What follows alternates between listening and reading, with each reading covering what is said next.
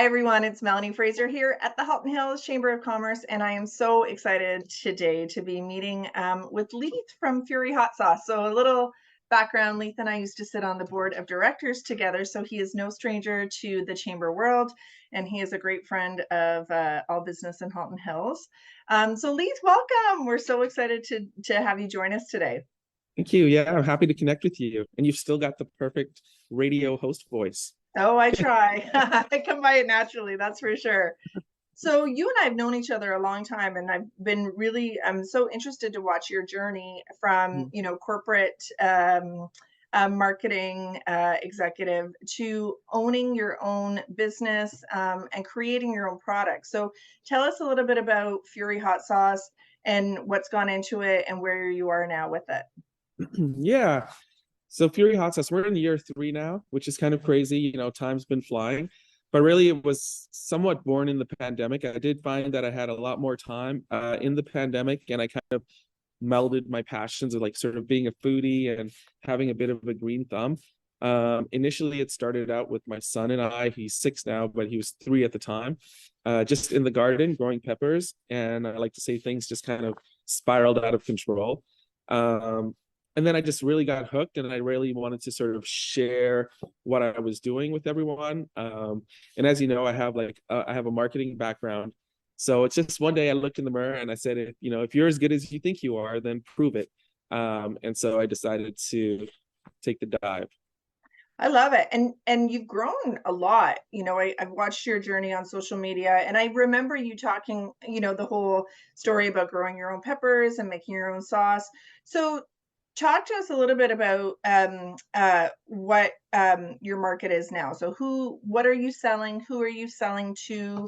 And how has that all kind of evolved? Yeah, so we're up to about 10 flavors now. So we have 10 different hot sauces, all showcasing different cultures and different parts of the world, flavors from different parts of the world. So that's sort of our niche. All of our sauces are fermented. So it really highlights the pepper flavor without that harsh sort of heat. We also did a line of 3 kid sauces made with habaneros with no heat. So it tastes Oh, exactly like hot sauce, but without heat. Um, and for the most part, we started out, we're small batch, so we're handcrafting everything. We started out just shipping directly through our website all over Canada. We did quite a bit of business to the US as well. And as we've slowly started scaling up, we've expanded a little bit from a wholesale standpoint. So we're in some specialty stores now. We're in about a handful in BC, Montreal, one in Florida. We're in some specialty breweries and things like that here in Ontario. And we just kind of, we hit the road. We like to say we're always on the road. We try to get in front of the people wherever we can and let them try the product directly.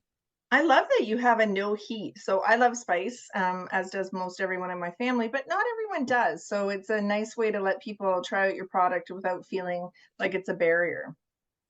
For sure. Actually, we were just at the Toronto Food and Drink Festival this past weekend, and we launched a new sauce on Friday, which is called Muffaletta.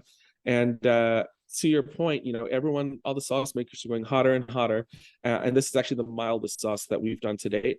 So it's sort of got like a fermented cayenne base, some Italian olives, roasted red peppers, capers, and we actually sold out at the show with our mildest sauce. So to your point, I think a lot of people are curious, but maybe they've had like a bad experience with like a super spicy sauce in the past. So we're kind of gently easing them back into, I like to say, more foodie oriented hot sauces than party store hot sauces. Right. And that's actually such a good point because I think we've all heard of the Scoville units, and it seems to be like a badge of honor. I think that there's that TV show where they try different hot sauces, and Yes. and it feels like a badge of honor for people, but most people don't eat that way. They want to enjoy their food. So talk to me about the fermentation process. I've never heard of that before. Fermentation's been around forever. So a lot of people don't realize that a lot of things that we eat already are fermented, like Mhm. sauerkraut or like yogurt, for example, sourdough.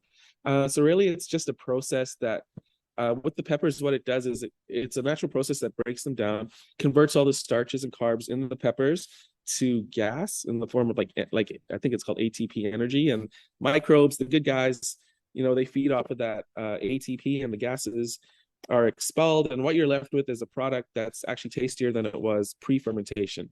So it brings out all kinds of flavor notes that weren't there before. The easiest way to explain it, I like to say, is celery. Like, to me, celery tastes like dirty water. Uh, but if you ferment it, it actually tastes like licorice. It has like a totally different flavor. That's That's amazing. what the fermentation does. Yeah, and then we ferment all of our sauces. Mhm. So you're getting like flavor first, and then the heat comes on the back end. Right. So would you say that's what kind of your unique aspect of your sauce is, besides being local and being homegrown? Would you say that's what sets you apart? For sure. There's not a lot of guys that are fermenting Hmm. at scale.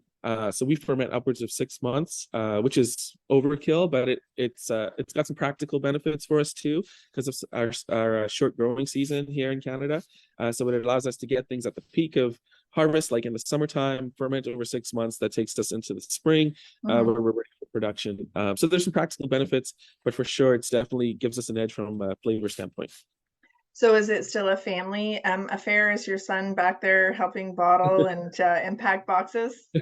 He's not allowed in the kitchen, but if you ask him, it's his business, and I work for him. So if he sees me on the laptop, he'll say, "What are you doing on my with my business?" Or, "Did you sell any of my sauce today?" So I'm his number one employee. It's very Succession. I love it. Yeah, he's Yeah. waiting for. So, what's next